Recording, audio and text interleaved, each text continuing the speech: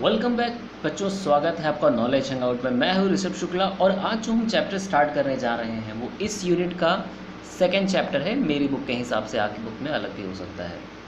Chapter का नाम है कॉन्सेप्ट ऑफ नेशनल इनकम। हालांकि इसका पूरा नाम है concept of national income and related aggregates, लेकिन आज जिस बात पे हम चर्चा करने जा रहे हैं वो सिर्फ इसी पार्ट से रिलेटेड है। तो जो मेजर पॉइंट होगा आज की डिस्कशन का वो मैं आपको बता देता हूँ। आज हम बात करेंगे नेशनल इनकम क्या होती है, उसका कॉन्सेप्ट क्या है, उसका स्कोप क्या है, और साथ ही साथ हम बात करेंगे डोमेस्टिक टेरिटरी की। ठीक है ना, चलिए तो स्टार्ट करते हैं।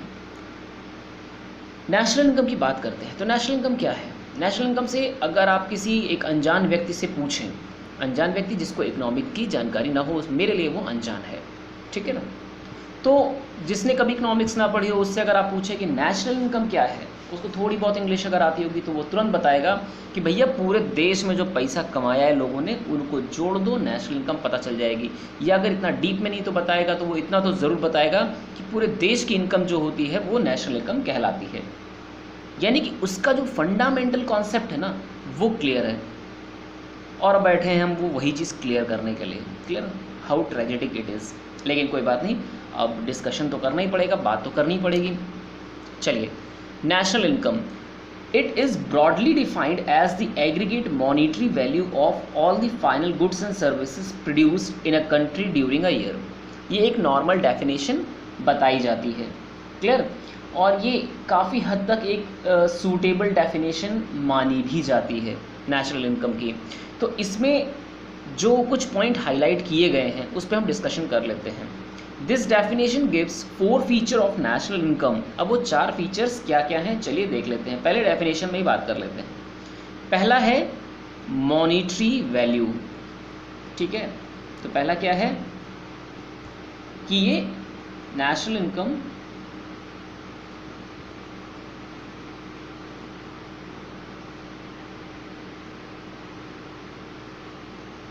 expressed in terms of monetary value। Clear है? पहला कॉन्सेप्ट तो ये पता चल गया। दूसरा क्या है? It includes final goods and services. Clear दिख रहा है ना? तो इसमें लिखेंगे it only includes, it only includes final goods and services। दूसरी कैरेक्टरिस्टिक्स पता चल गई हमको नेशनल इनकम की। तीसरी देखिए क्या है? ड्यूरिंग अ ईयर, एक साल के अंदर जो चीज़ प्रोड्यूस हुई है। ठीक है ना, यानी कि national income is counted for a period of 1 accounting year. यहाँ तक तो मामला क्लियर है ना। चलिए, अब इन हमारी 3 पॉइंट से तो डेफिनेशन पूरी हो गई। अब ये चौथे पॉइंट में क्या आने वाला है अब देखिएगा। चौथा पॉइंट है कि नेशनल इनकम इज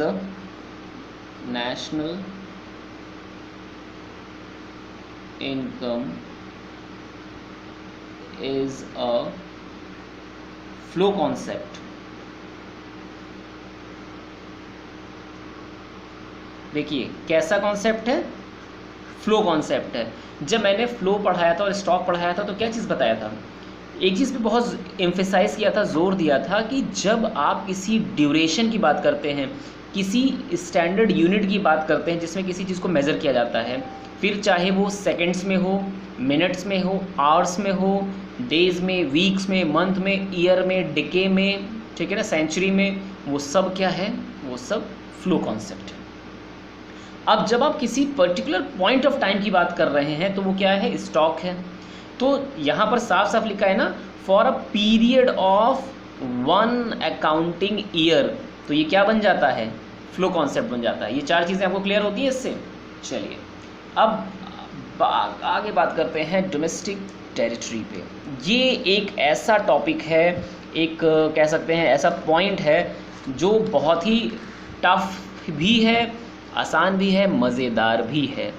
क्यों है, कैसे है, इसको चलिए समझते हैं। इकोनॉमिक टेरिटरी क्या है? तो यूएन नेशन यानी कि यूनाइटेड नेशन ने एक डेफिनेशन दी जिसको हमने यहाँ पर लिख दिया है। क्लियर? चलिए पढ़ते हैं क्या है। इकोनॉमिक और domestic territory is the geographical territory administered by a government with in which person, goods and capital circulated freely. क्या होता है इसमें, जो कैपिटल है और ये बाकी चीज़ें जो हैं इनको आप बिना किसी रोक टोक के फ्री वे में सर्कुलेट कर सकते हैं या एक जगह से दूसरी जगह ट्रांसफ़र कर सकते हैं। यही तो हुआ मतलब। चलिए अब इकोनॉमिक टेरिटरी या डोमेस्टिक टेरिटरी के बारे में थोड़ी सी आपको मैं जानकारी दे देता हूँ। देखिए, एक देश की जो सीमाएं होती हैं, जो बॉर्डर होता है, क्लियर, उसकी अगर हम बात करें तो वो कहलाता है हमारा economic territory, geographical economic territory. ठीक है ना। लेकिन अब यहाँ डोमेस्टिक टेरिटरी लिखने का मतलब क्या हुआ कि कुछ चीज़ें ऐसी भी हैं हमारे देश में, कुछ इस्टेब्लिशमेंट, कुछ कंस्ट्रक्शंस ऐसे भी हैं जो हमारे देश में होते हुए भी हमारे देश के नहीं हैं। मैं गद्दारों की बात नहीं कर रहा हूँ, परेशान मत होइएगा। मैं उनकी बात कर रहा हूँ जो फॉरेन इस्टेब्लिशमेंट्स हैं। क्लियर? फॉरेन इस्टेब्लिशमेंट का मतलब क्या होता है, जो विदेशियों द्वारा हमारे यहाँ पर स्थापित किए गए हैं। तो इसका मतलब ये मत निकाल लीजिएगा हम अभी भी गुलाम हैं। क्लियर? अब वो कौन कौन से इस्टेब्लिशमेंट्स हैं, वो कौन कौन सी चीज़ें हैं जो इसमें इंक्लूड की जाती हैं डोमेस्टिक टेरिटरी में, चलिए उनको यहाँ पर लिख लेते हैं और उसके बाद 1 बाय 1 उनको समझ भी लेते हैं। ठीक है, ओके, थोड़ा सा पेज को एडजस्ट कर लेते हैं। चलिए स्कोप पे बात कर लेते हैं। स्कोप ऑफ इकोनॉमिक टेरिटरी, कौन कौन सी चीज़ें हम इसमें काउंट करेंगे, कौन कौन सी चीज़ें हम इसमें काउंट नहीं करेंगे। तो पहली चीज़ जो हम इसमें काउंट करने जा रहे हैं वो है आपका नंबर 1,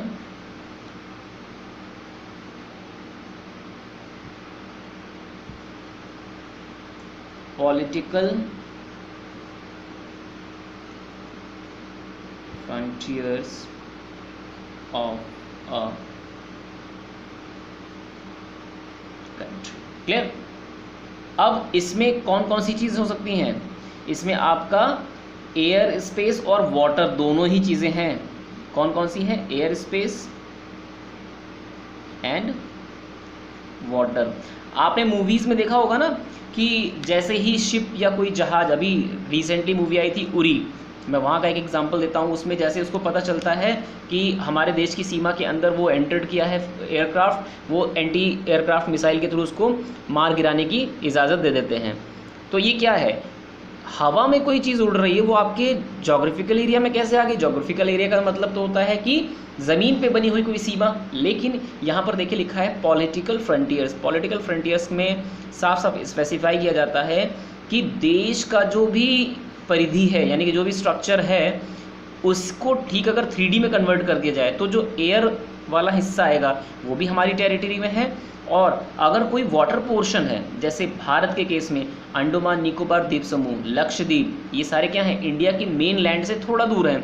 तो इन दोनों के बीच का जो एरिया है वो किसके अंडर में आता है, इंडियन टेरिटरी के अंदर आता है। इसीलिए एयर स्पेस एंड वाटर को इंक्लूड किया गया है। क्लियर? ये तो पहली चीज़ हो गई। दूसरी चीज़, मैं जितने भी पॉइंट्स लिखवा रहा हूँ, ये एक भी अगर आप मिस करते हैं तो होने वाली भविष्य की दुर्घटना के लिए भैया आप स्वयं जिम्मेदार होंगे। शिप्स एंड एयरक्राफ्ट्स, और ये मैं इसलिए बोल रहा हूँ क्योंकि इस पे डायरेक्ट क्वेश्चन बनते हैं। Operated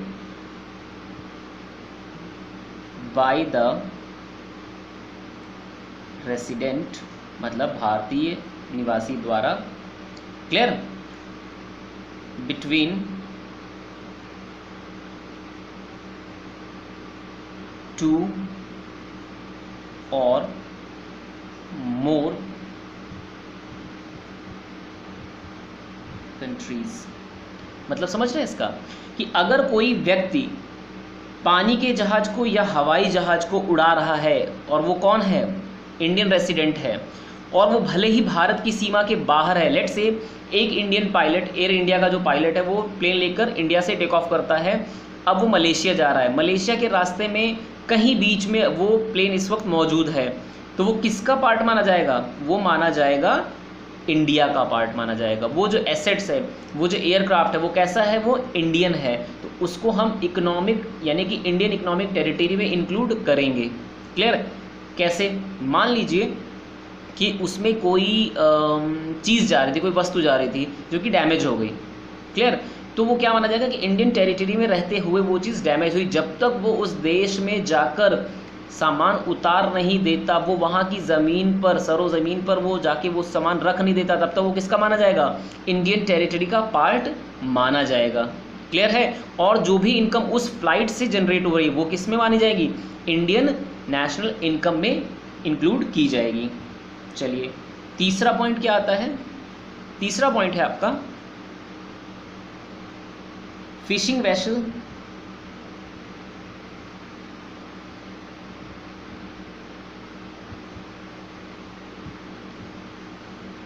oil and natural gas rigs. जैसे आपका आपको पता होगा बॉम्बे हाई, ठीक है ना, एक ऐसी प्लेस है जहाँ से हम ऑयल एक्सट्रैक्ट करते हैं, ऑयल रिफाइनरी है हमारी, और वो समुद्र में इस्टेब्लिश है, यानी कि वो मेन लैंड से कनेक्टेड नहीं है, वो समुद्र में है, लेकिन although it is governed by, sorry I mean to say it is governed by Indian administration, that's why it is a part of Indian economic territory. Clear? कोई भी फिशिंग वेसल है, ऑयल या नेचुरल गैस पाइपलाइंस हैं या रिज्स हैं जहाँ पर वो डिगिंग हो रही है उनकी, या वहाँ से वो चीज़ निकाली जा रही है, तो वो किसका पार्ट माना जाता है, इंडियन इकोनॉमिक टेरिटरी का माना जाता है पार्ट। ठीक है? लास्ट पॉइंट जो इंडियन इकोनॉमिक टेरिटरी में इंक्लूड किया जाता है वो है आपका, थोड़ा सा इसको और इस तरफ कर लेते हैं, अब लिखने में आसानी होगी। चौथा है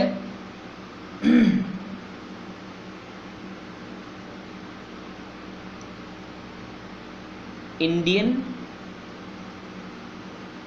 एम्बेसी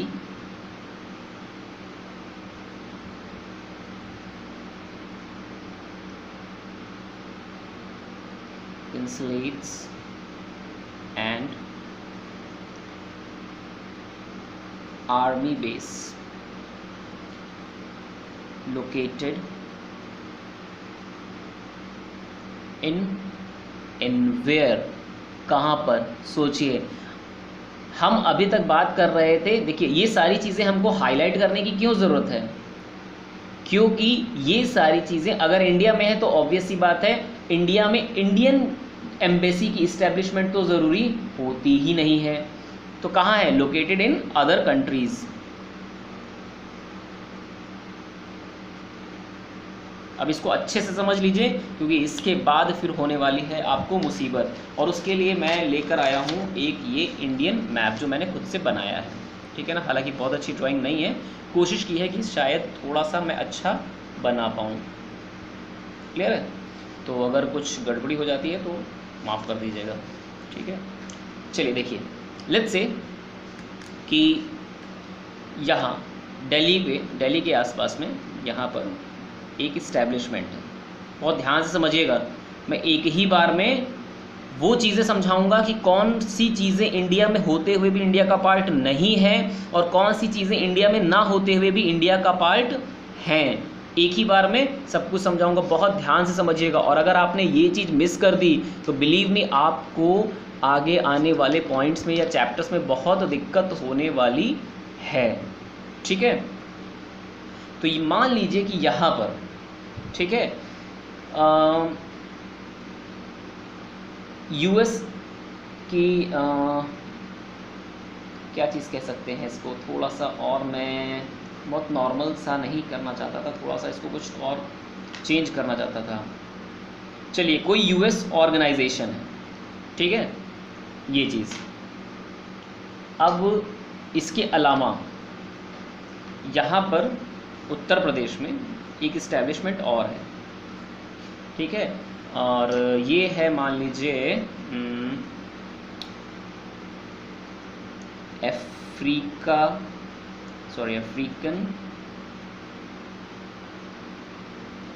एम्बेसी। क्लियर? अब ये बना हुआ है अफ्रीका, यहाँ पर आप देख रहे होंगे, थोड़ा इनसेट में मैंने बनाया है। यहाँ पर एक इस्टेब्लिशमेंट है और ये है इंडियन एम्बेसी।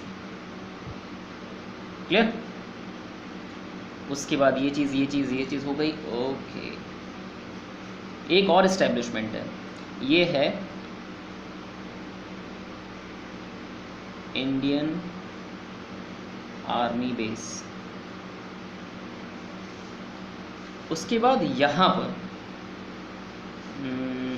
पर बना देते, कच्छ की घाटी के पास बना देते हैं। यहाँ पर हम बना देते हैं यूएस आर्मी बेस।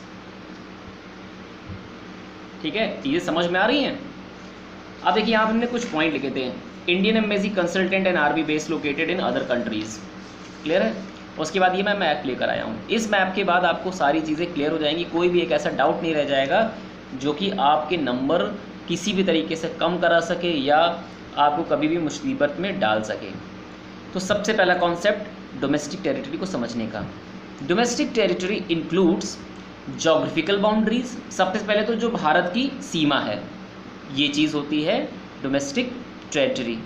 क्लियर?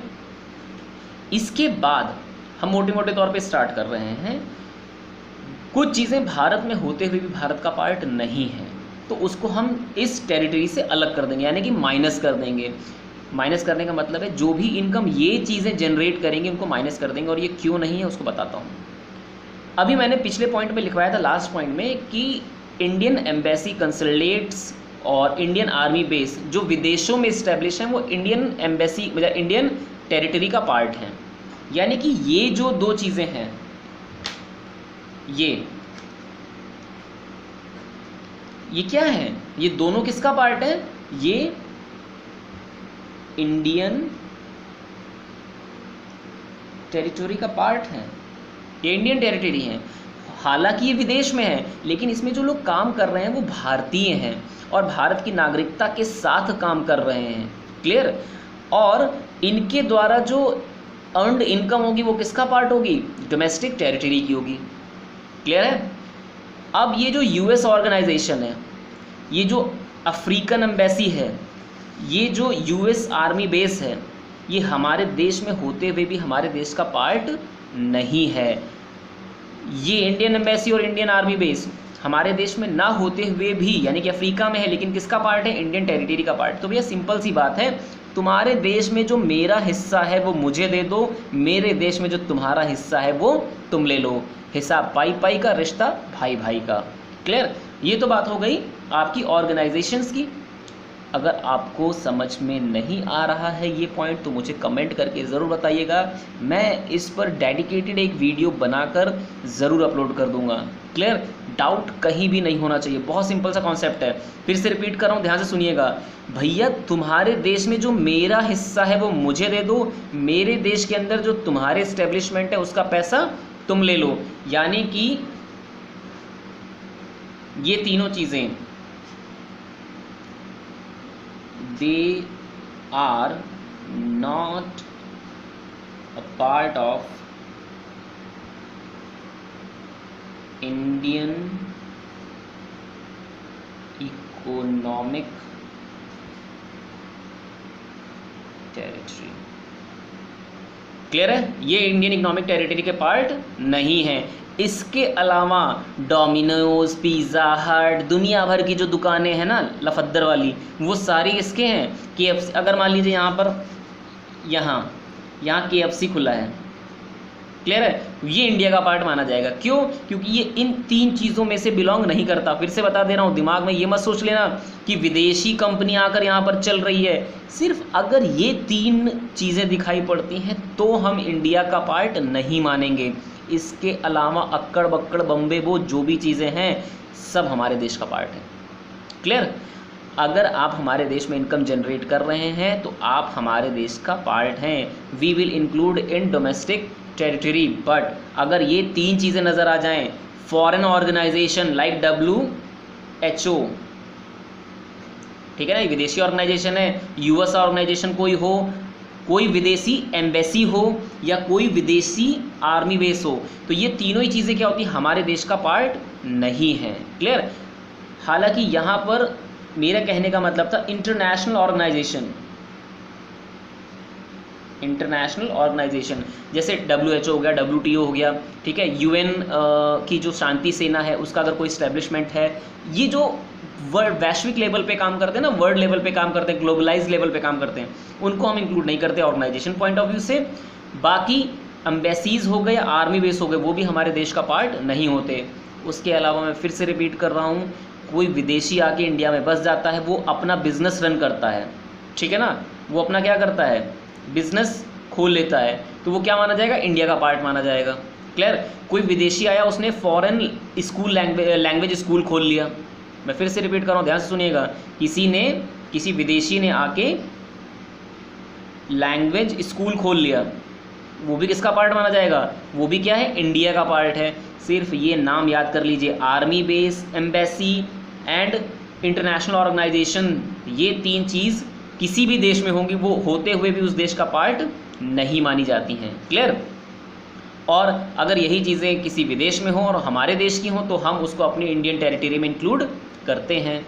ये तो बात हो गई ज़मीन पर इस्टेब्लिशमेंट की। अब बात करते हैं हवाई फायर की। हवाई फायर के मतलब एयर और वाटर बेस की बात कर लेते हैं। चलिए, ये श्रीलंका है। क्लियर? मान लीजिए कि यहाँ से कोई फ्लाइट उड़ी, ठीक है ना, हालांकि मेरी ड्राइंग बहुत अच्छी नहीं है तो हंसीएगा मत आप लोग, बस कोऑपरेट करिएगा थोड़ा सा, ठीक है ना। मान लीजिए कोई फ्लाइट जा रही है ये, ठीक है ना, ये उड़ते उड़ते उड़ते उड़ते उड़ते यहाँ पहुँच गई। अब ना तो ये श्रीलंका में है ना ये इंडिया में है, क्योंकि ये वाटर के अंदर है, इस वक्त ये पानी के अंदर है, पानी के ऊपर है, एल्टीट्यूड में है ना, इस तरह से ऊपर, लेकिन ये यहाँ पर पहुँच चुकी है। Although it has been crossed the Indian geographical boundary, but that Indian aircraft या एयर इंडिया, अगर ये एयर इंडिया की फ़्लाइट है तो ये क्या माना जाएगा, ये माना जाएगा कि ये हमारी डोमेस्टिक टेरिटरी है। अगर ये श्रीलंका में भी जाके खड़ी हो जाएगी फ़्लाइट, बात को ध्यान से सुनिएगा, अगर ये श्रीलंका में भी फ़्लाइट खड़ी हो जाएगी तो भी ये इंडियन टेरिटरी का पार्ट है। लेकिन अगर डिबोर्ड हो गई, खाली हो गई, ठीक है ना, तो वो किसका पार्ट माना जाएगा, वो अब श्रीलंकन पार्ट हो गया, क्योंकि वो खाली हो चुकी है, उसके अंदर कुछ भी नहीं है, ठीक है ना। प्रॉपर्टी इंडियन है लेकिन वो टेरिटरी किसकी हो जाएगी, श्रीलंकन हो जाएगी, पहली चीज़। दूसरी चीज़, हम बात कर रहे थे पानी की, तो ये जो देश के किनारे किनारे का हिस्सा है ये चीज़, और इवन जो हमारा यहाँ पर आइलैंड है ये, और इसके आसपास का जो एरिया है, ये सब किसके अंडर में आता है, ये सब इंडियन टेरिटरी में आता है, ये जितना भी हिस्सा है आपका।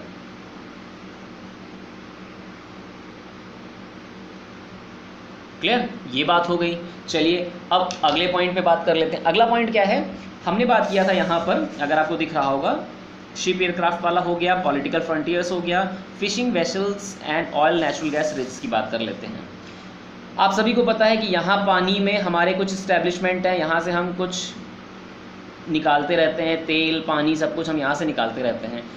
लेट से कि ये इस बाउंड्री के बाहर है, यहाँ पर इस्टेब्लिश है, हम यहाँ से कुछ चीज़ निकाल रहे हैं। क्लियर? यहाँ पर हमारा ऑयल रिच है, तो ये भी किसका पार्ट माना जाएगा, इंडियन टेरिटरी का पार्ट माना जाएगा। क्यों? क्योंकि किसका इस्टेब्लिशमेंट है, ये इंडियन इस्टेब्लिशमेंट है, ठीक है ना। और ये पानी किसी का भी नहीं है, क्योंकि इसके आसपास कोई देश है ही नहीं। तो जो चीज़ किसी की नहीं है उसमें अगर आपने कोई इस्टेब्लिशमेंट बना रखा है तो वो किसको बिलोंग करता है, आपकी अपनी कंट्री को बिलोंग करता है।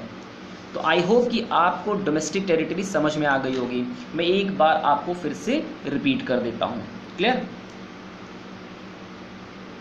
इंटरनेशनल ऑर्गेनाइजेशन फॉरेन एम्बेसीज और फॉरेन आर्मी बेस इंडिया में होते हुए भी इंडियन टेरिटरी का पार्ट नहीं होते। Clear? Indian embassy, Indian army base देश में ना होते हुए भी इंडियन टेरिटरी का पार्ट होते हैं। इसको लिख लीजिएगा, ठीक है ना, इसको एकदम कसम खा लीजिए कि मैंने याद ही करना है इसको, और मैंने यहाँ लिख दिया है कि ये इंडियन टेरिटरी के पार्ट नहीं है। क्लियर? दूसरी चीज़, आपका जो शिप है, ठीक है ना, या जो एयर फ्लाइट्स हैं, वो अगर किसी दो देशों के बीच में हैं, ठीक है ना, वो किसी लैंड पे लैंड नहीं हुए अभी तक, ठीक है ना, तो वो किसका पार्ट माने जाते हैं? इंडियन टेरिटरी के पार्ट माने जाएंगे।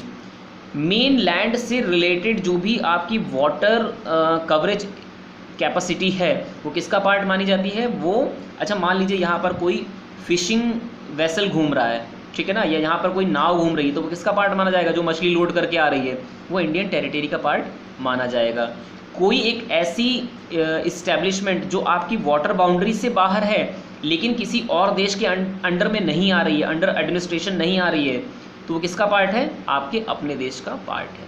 क्लियर है ये सारी चीज़ें?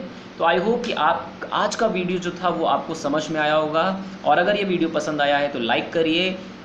अगर आप न्यू कमर्स हैं इस चैनल पे तो सब्सक्राइब करिए और शेयर करिए उन लोगों को जिनको इस लॉकडाउन के टाइम ड्यूरेशन में पढ़ने का मौका नहीं मिल रहा है या उनके पास कोई और अल्टरनेटिव साधन नहीं है।